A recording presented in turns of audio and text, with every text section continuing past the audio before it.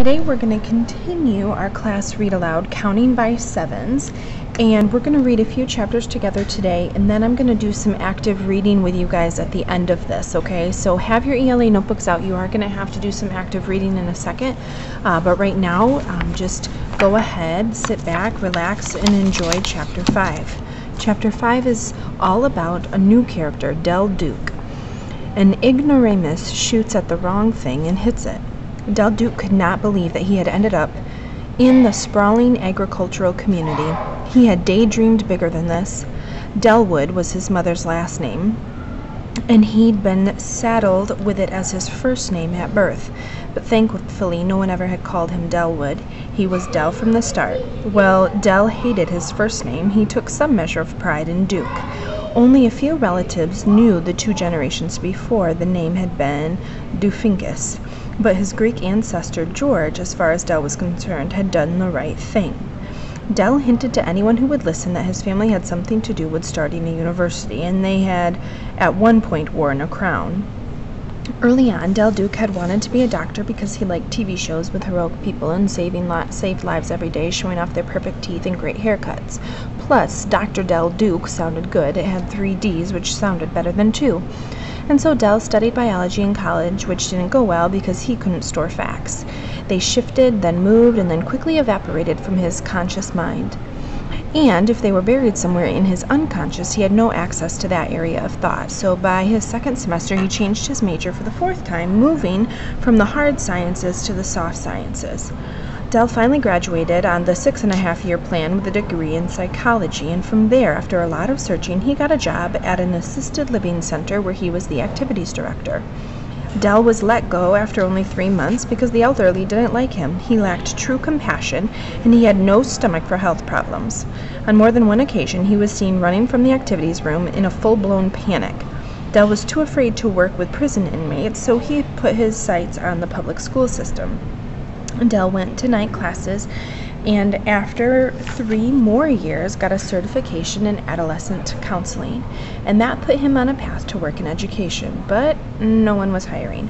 Del sent out literally hundreds of resumes, and after 3 years of working as a barback carrying tubs of used glass to surly dishwashers, he finally added some bogus counseling work experience to his resume, and he got a bite.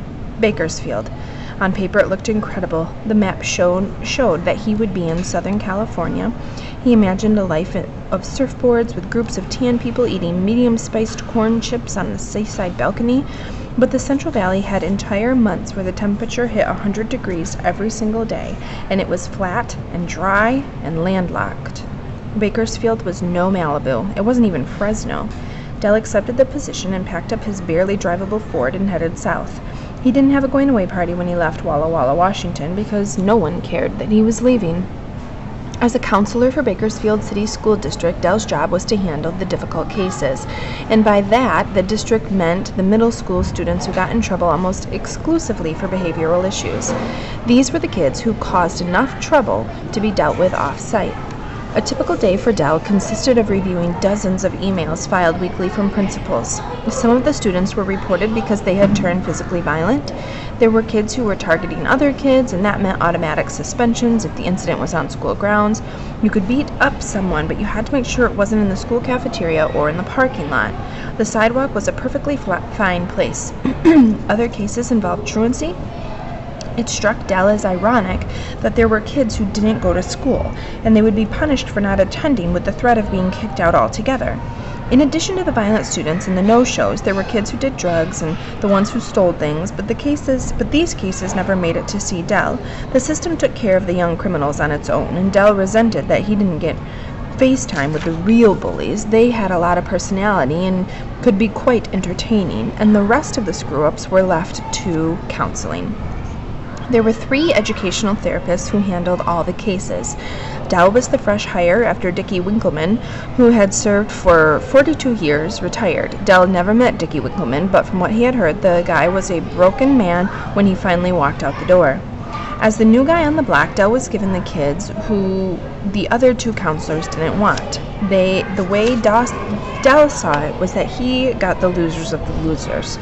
Now just Look at the word choices the author is using here to describe how Dell feels about his job and his responsibilities. That tells a lot about his character. That tells a lot about how he feels about himself.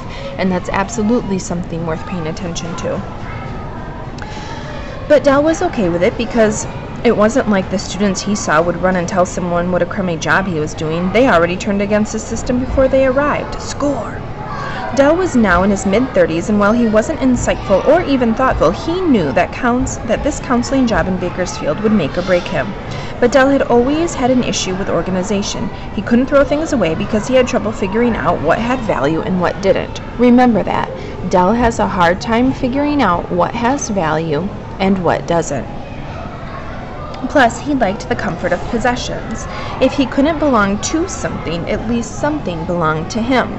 Through looking through Dickie Winkleman's old files before the whole system had gone electric, Dell found that Dickie put kids into categories. It seemed that the counselor had organized the students in terms of 3 things: activity level, patience, and ability to pay attention. Counselor Winkleman had elaborate notes and wrote up painstakingly detailed reports where he made efforts to quantify his students' abilities and deficiencies. Dell was both impressed and horrified. There was no way he was going to try and imitate what Winkleman had done, and it looked like way too much work. Dell would have come up with his own way of sorting through weeds of messed up students. It only took him 3 months on the job to get Dell Duke counseling system in shape. He placed all kids into what he saw 4 groups of strange. First there were the misfits, then there were the oddballs, and next were the lone wolves. Finally, the last category were the weirdos. Of course, Dell was not supposed to give any kids any kind of classification, but what good was an organization system without any methods of separation? Labels were important, and they were very effective. It was just a little too crazy to think of all of these kids on an individual basis. So, the way the Dell Duke counseling system broke it down was the misfits were the kooky kids who just couldn't help but dress different and act like fish out of water. The misfits had poor dynamic, and some of them maybe had been dropped as babies. The misfits, all in likelihood, were trying to fit in, but they just couldn't.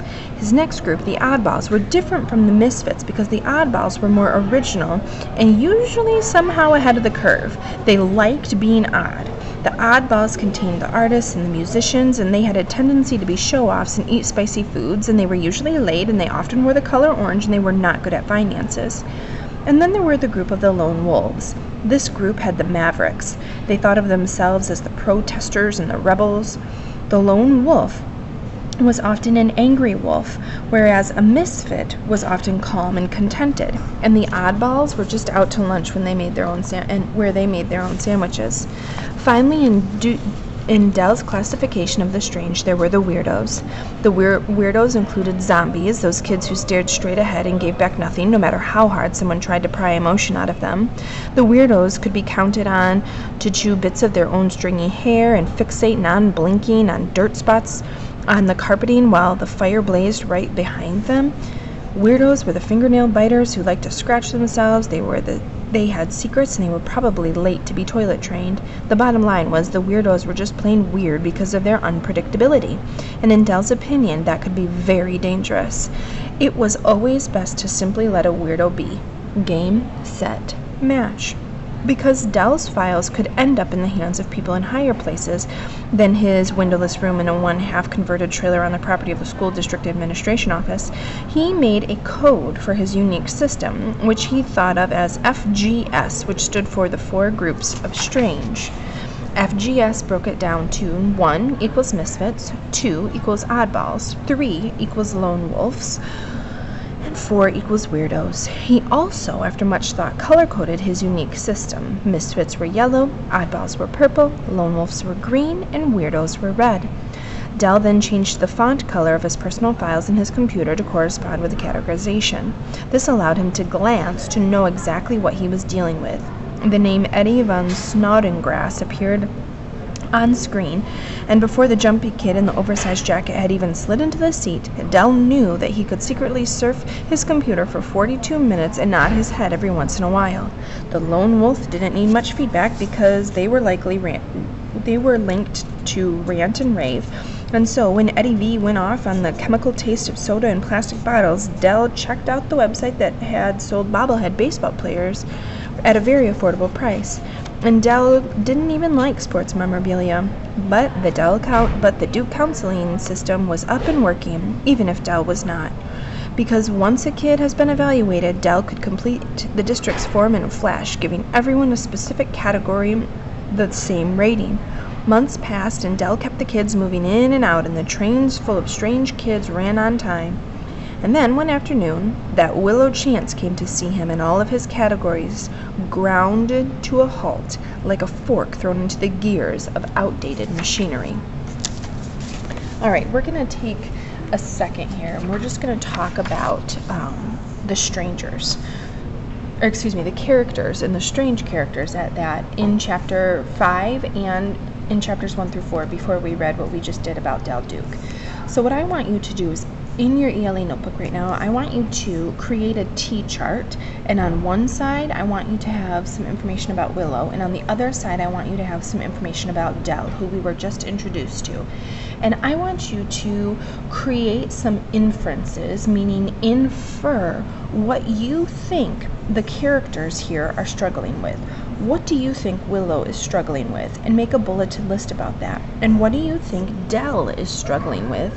And make a bulleted list about that. Take some time to really dive into these characters and figure out what are these characters struggling with, and we'll talk about this later. Go ahead and get started.